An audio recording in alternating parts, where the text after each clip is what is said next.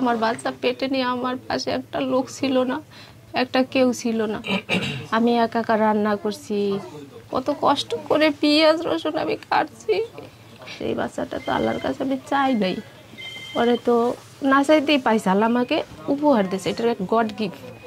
তখন আমার মনে হলো আমি যে এই নামটাই রাখবো। এখন ওর বাবা বলেছে তুমি এই নাম রাখবা? আমি বলি হ্যাঁ আমি এই নাম রাখবো, কারণ আমি তো ওরে চাই আনি না বা আমি ওর জন্যও আসি না, ও আসছে আমি কোনো প্রস্তুত না। যেহেতু আল্লাহ আমারে উপহার দিছে এটা, তাহলে ওর নামে এটাই রাখবো। এই নামটা রাখার পরে ওর আব্বু দেখে যেখানে যাই সেখানেই আয়ান আয়ান আয়ান, এবারে কিন্তু সে চিনল এভাবে আমি কয়দিন আগে মিরপুরে বেড়াতে গেছে ওর দাদার বাসায়। শার্টটা একটু বড় হয় দেখে গায়ে দিতে পারে না, শুধু একবার গায়ে দিয়েছে, বলে এটা তো বড় হয়, পরে আর গায়ে দেয় না, রেখে দিয়েছি যে বাবা তুমি বড় হলে গায়ে দেবা। বাবার সাথে মেশিন করে গেঞ্জি, বাবার সাথে মেশিন করে পাঞ্জাবি, সব কিছু আমার বাবার কত জামা কাপড়। একটাই সন্তান আপনার? আমার দুইটা সন্তান। আয়ান কি সবার বড় ছিল? আয়ান আমার সবার বড় ছিল। ও আমার জীবন, ও তো আমার বিয়ের পরে আমার বাচ্চা, আর ওই আমার জীবন। ওরে নিয়ে আমার সব সময়, সন্তানকে নিয়ে প্রত্যেকটা মায়ের স্বপ্ন থাকে ছায়ার মতো। আমি দর্শক আপনারা দেখছেন যে আয়ানের আম্মু সেই জামা কাপড়গুলা নিয়ে একদম কান্নায় ভেঙে পড়েছে, যে আসলে সন্তানকে মিস করতেছে মা প্রত্যেকটা মুহূর্তে। আমি সবসময় আমার বাবার হাত বুলে দিয়ে দোয়া করতাম যে বাবা, আমার বাবাটা যেন এমন নয়, সারা বিশ্বের কাছে যেন আমার বাবা পরিচিতি পায়, সবাই যেন ওর নাম শুনলে চিনতে পারে যে ওর বাবা এটা, ওর কারণে যেন আমি পরিচিত হতে পারি, ওর কারণে যেন সব মানুষ আমাকে চিনতে পারে। কিন্তু সে চিনল এভাবে, আমি তো এটা আশা করি না, আমার বাবা যখন পেটে, আমি স্বপ্ন দেখি কি সূর্য উঠছে। আমি বলে কি মা, সকাল আমি দেখলাম যে একটা তাজা সূর্য উঠছে। মা বলে কি তোর একটা ছেলে সন্তান হবে এবং খুব ভাগ্যবান। সত্যি আমার একটা ছেলে সন্তান হয়েছিল। তারপরে এই বাসায় আসি, তখন আমি স্বপ্নে দেখি কি একটা সূর্য উঠছে। তো আমি বললাম কি, আয়নারা বললো ওই বাসায় কোনো রৌদ্রু নাই, জামা কাপড় শুকানো যাবে না, তাইলে এত রৌদ্রু। এখন আমি আমার বোনকে বলতেছি আপু আমি তো দেখছি যে একটা সূর্য উঠছে। এখন আমার বোন বলতেছি তোর ভাগ্য ভালো, এই বাসায় তোর উন্নতি হবে। কিন্তু যখন দেখলাম তখন আমার মনে হয়েছে হ্যাঁ এটাই মনে হয় সত্যি। যখন দেখলাম যে আমার বাবার এই অবস্থা, আর আমার বাবার খবর সারা বিশ্বে ছড়িয়ে পড়ছে, তখন আমি বুঝতে পারছি যে এই সূর্য সেই সূর্য, যে এই সূর্যটা যেমন সারা পৃথিবীতে আলো দেয়, আমার বাবার সংবাদটাও যে সারা পৃথিবীতে পৌঁছাই যাবে, এই সূর্য আমার কাছে আসছিল।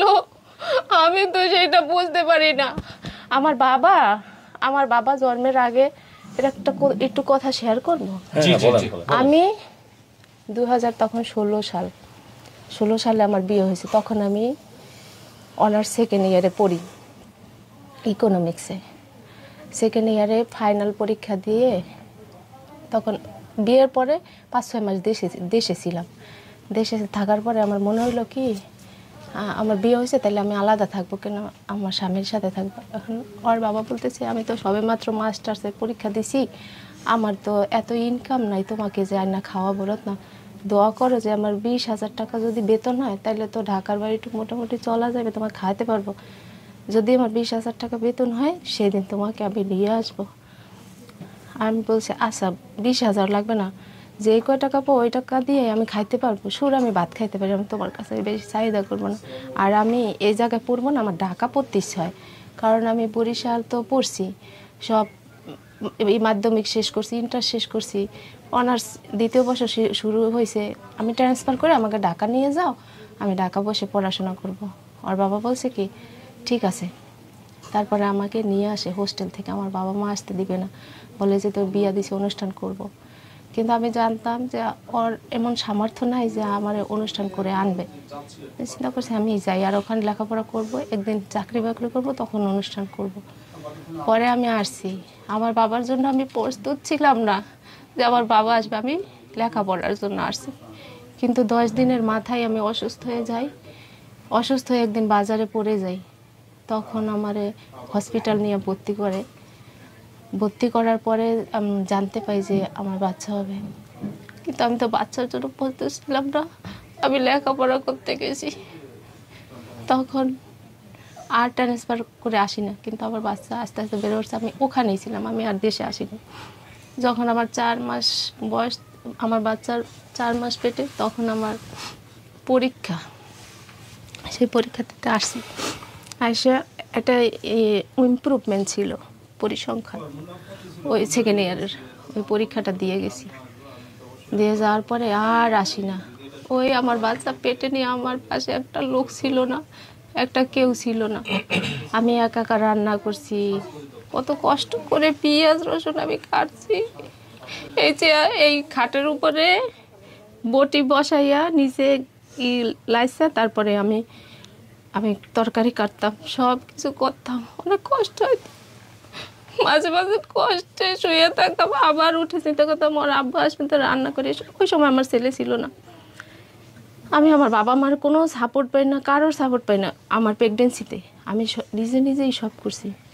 তারপরে আমার বাবা হয়, দুনিয়া আসে। আমি আলতাসন্নতে জানতে পাই আমার ছেলে হবে। তখন আমার মনে হলো যে কি নাম রাখবো। আমি তখন সার্চ দিতে লাগলাম, দেখলাম যে আয়ান অর্থ হচ্ছে আল্লাহর পক্ষ থেকে প্রদত্ত উপহার। তখন আমার মনে হলো যে এই বাচ্চাটা তো আল্লাহর কাছে আমি চাই নাই, পরে তো না চাইতেই পাইছে, আল্লাহ আমাকে উপহার দিয়েছে, এটা গড গিফট। তখন আমার মনে হলো আমি যে এই নামটাই রাখবো। এখন ওর বাবা বলেছে তুমি এই নাম রাখবা? আমি বলি হ্যাঁ আমি এই নাম রাখবো, কারণ আমি তো ওরে চাই আনি না, বা আমি ওর জন্যও আসি না। ও আসছে, আমি কোনো প্রস্তুত না। যেহেতু আল্লাহ আমারে উপহার দিছে এটা, তাহলে ওর নামে এটাই রাখবো। এই নামটা রাখার পরে ওর আব্বু দেখে যেখানে যাই সেখানেই আয়ান আয়ান আয়ান। মানে এক কথা হচ্ছে কি আপনি অনলাইন থেকে খুঁজে বের করেছেন আপনার সেই ছোট্ট সন্তান আয়ানের নামটা। আর আমি সবসময় আমি এমন চিন্তা হতো যা আমি পড়াশোনা করতে পারি না। এখন আয়ান হওয়ার পরে ওর বাবা বলে না এখন আর পড়াশোনা করা যাবে না, কারণ আমার ছেলে কার কাছে রেখে যাবা? ওই আমার বাবাকে রেখে গেলে আবার বাবা কষ্ট পাবে, মানুষ ওর অভাবে সেবা করবে না। আয়ানের সাথে আপনার শেষ কথাটা কি বলছিলেন?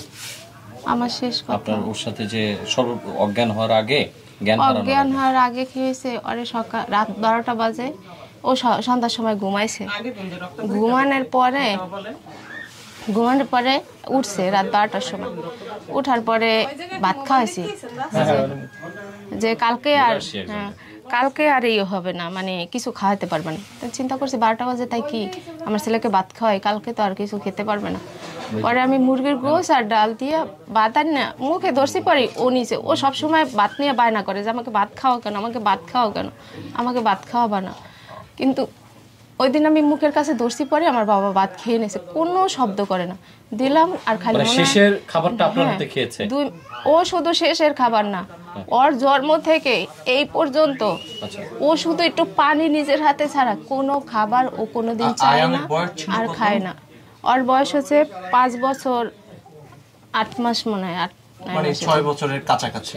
আচ্ছা, ও কোন জামাটা পরতে বেশি পছন্দ করতো একটু দেখাবেন? কারণ বাচ্চাদের একটা পছন্দের একটা জামা। হ্যাঁ অবশ্যই। ও সব সময় গেঞ্জি পরতে পছন্দ করতো, আর ইদানিং শুধু জিন্সের প্যান্ট পরতেছে। তো বলতো কি আমাকে জিন্সের প্যান্ট পরাও। ওই দিনও বলতেছে কি মা আমাকে জিন্সের প্যান্ট পরাও। আমি বলছি কি বাবা এখন তো শীত, এখন পায়জামা পরো। আমার বাবা বলতেছে তাহলে টাকা দিয়ে কিনছো কেন যদি পরাবা না? মানে ওর যে কথাবার্তাই ছিল আলাদা, মানে এটাই ছিল ওর খুব একটু পছন্দের, তাই না? হ্যাঁ, ওর বাবা আনছে এই ইদানিং খুব জিন্সের প্যান্ট পরতে চায়। যে আমি জিন্সের কথা বলবেন তো, আয়ান বেশিরভাগ কি মাকে বেশি ভালোবাসতো না বাবাকে?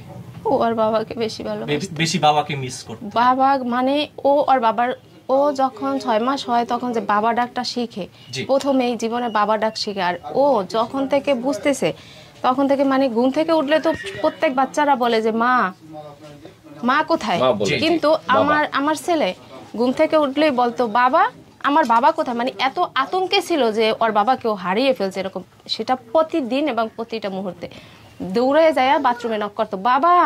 আর বাবা যদি ওয়াশরুমে থাকতো তখন বলতো যে বাবা আমি আসি, তাইলে আমার বাবা চুপ থাকতো। আর যদি বলতো যে না ওর বাবা দেখতো ওয়াশরুমে নাই, তাহলে বারান্দায় দৌড় দিত। আমি এখানে ছিলাম না, আমি ছিলাম ওই বেড়াইত পূর্ব পাড়ায়, বারান্দায় যাইতো।